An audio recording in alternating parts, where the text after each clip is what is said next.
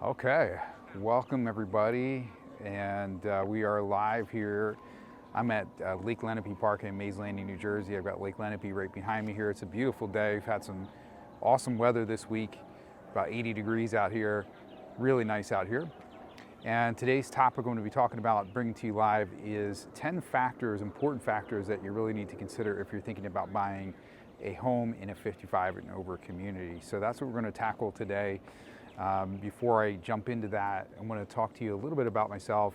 And I've been in real estate since 2005, and I work with a team with my father and mother, Keller Realty.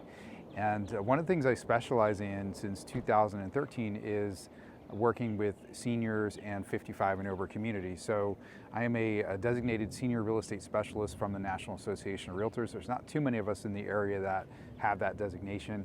It just means I've taken additional training specifically for helping seniors, and I also have a network of great resources that put me apart from a lot of my other colleagues who maybe don't have that designation or don't have that specialization. So most of my business over the last few years has been with 55 and over, primarily 55 and over communities.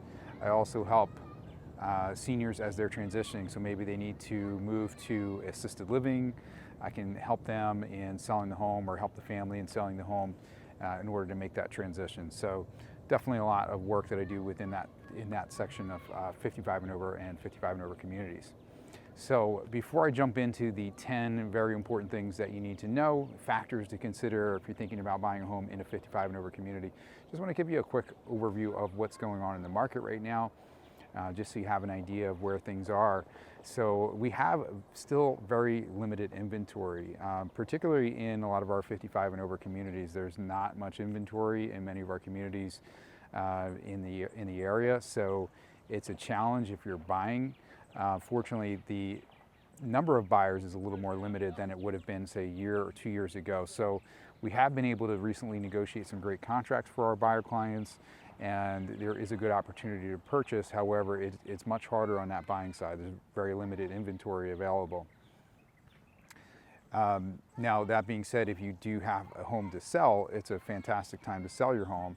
And one of the things we're seeing a lot of is house sale contingency. So maybe you have to sell a home, but you don't know where you're going to go to next. You can utilize a house sale contingency. It gives you time to find a new home as you're transitioning. All right, so let's jump into those 10 factors, 10 things to consider when buying a 55 and over home. And the first thing I call the newness factor, which is how new is the home. So a lot of our 55 and over communities in the area were built in the early 2000s. We have some that were in the mid 2000s, some that were later than that as well.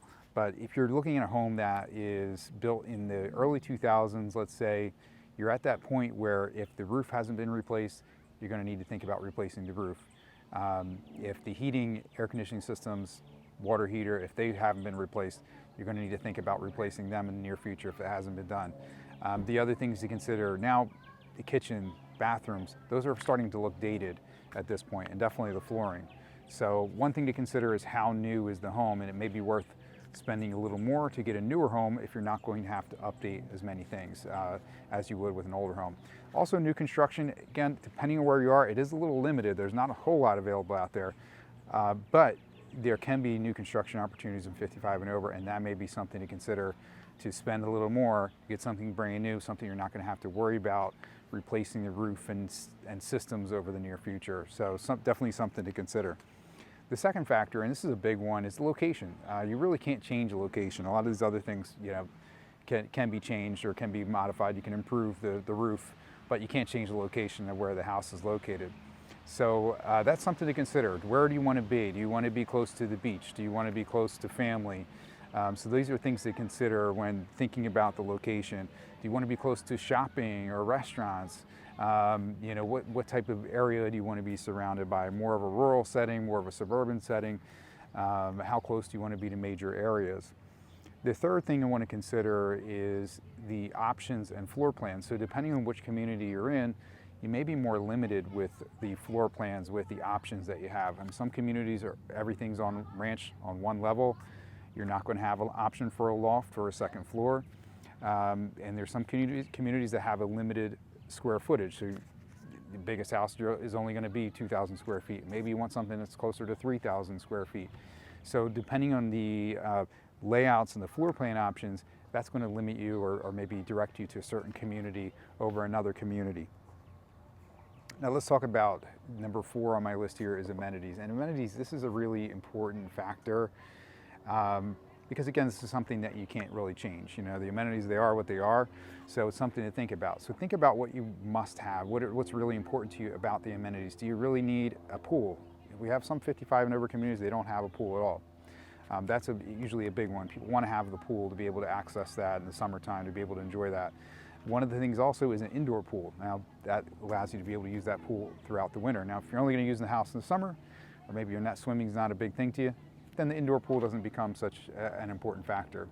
What about fitness center? What about a billiard room or library or crafts room or things like that? So think about the amenities. What are you looking for?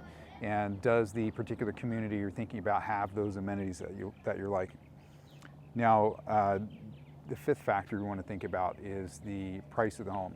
So depending on where you're looking, home price ranges can vary. So that is definitely something you want to consider, the price of the home. So whether that's, what's your budget, you know? So when I consult with people that are looking to buy a home, that's one of the first things we usually talk about is the price range. You know, so we can help you to figure out which communities would meet your budget, and that'll give you some options to go from. So definitely think about the price point. What's your budget? What do you want to spend? What does that look like?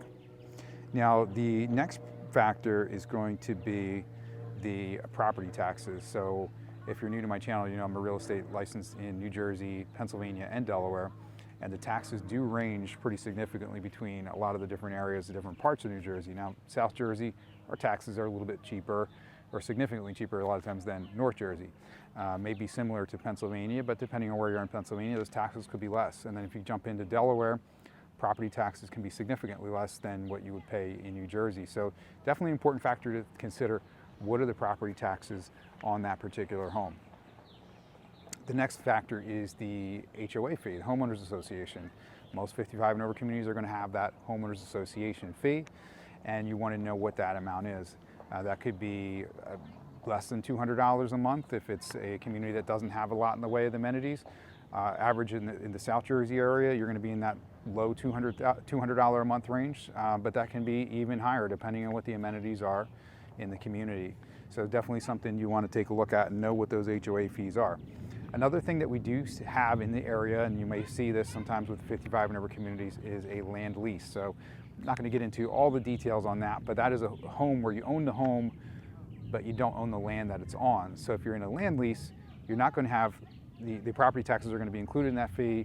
You're not going to have a separate HOA fee, but you're going to have a higher amount for that land lease. That could be $600, $900, $1,000 a month for that land lease or lot rent.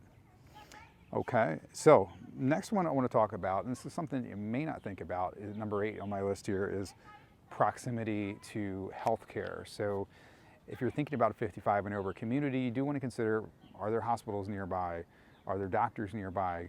Am I able to get an appointment with those doctors? So depending on where you are looking to purchase, it can be difficult sometimes to find a new doctor, get an appointment, look at the proximity to healthcare. Are you close to some of the major hospitals? Let's say, for example, Philadelphia or New York. You know, can you get to those hospitals if you need to, or are you too far away to get to a major hospital or a specialty type of hospital that may have a specialty that you need? Now, we've got an airplane flying overhead right now, but number 9 on my list is recreation nearby. So think about, what do you like to do for recreation? Now, behind me here, you may be able to hear, we've got people doing kayaking out here, and boating, just enjoying the lake area. You know, if that's something important to you, you may want to think about that. Well, is there a lake nearby? Is there a river nearby? Is there recreation nearby that I can enjoy here? Do you enjoy golfing? Are there golf courses that you can be involved with, and memberships that you can join? So these are all things that you want to consider. The recreation nearby. Is the beach a factor, or would you rather be more in the mountains than say the beach area? All right, we got the plane coming through again here, and this is pretty loud. We got the F-16s here. You'll probably hear that on the microphone, but anyway, let that fly by and we'll go on to number 10. So the last factor we want to talk about is activities and groups. And this kind of goes along the line of amenities. So depending on this, and I think a lot of this has to do with the size of the community. If you're looking in a small 55 and over community with a limited number of homes, you're probably going to have a limited number of activities or groups that you can get involved with. So that may be fine for some people, but you may be thinking, I really want to be involved with this club or this group, or I want to have other people that like to do the same kind of thing. So if you're looking for something like that, you probably want to go with a larger community. Larger community, you have more homes, you're going to have more people with the same interests that might want to have a group or club that can do the same thing. So think about that, the activities or groups. And a lot of times you can get a list of activities or clubs from the association that will give you an idea of what groups are out there already. You can see if you might be able to plug into one of those groups.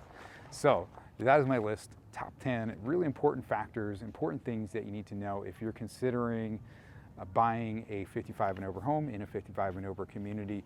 Please leave a comment and let me know if you have any questions related to this, and I would be glad to answer those questions. You can also reach out to me at info@promptagents.com. That's my email address. And if you'd like to sit down or even do a Zoom consultation with me, I can go over, ask some questions, find out what's important to you, and help you make that home search a little easier by narrowing down to some locations that will meet your criteria based on these 10 factors that we talked about today. Thanks so much for joining me, and have a great day.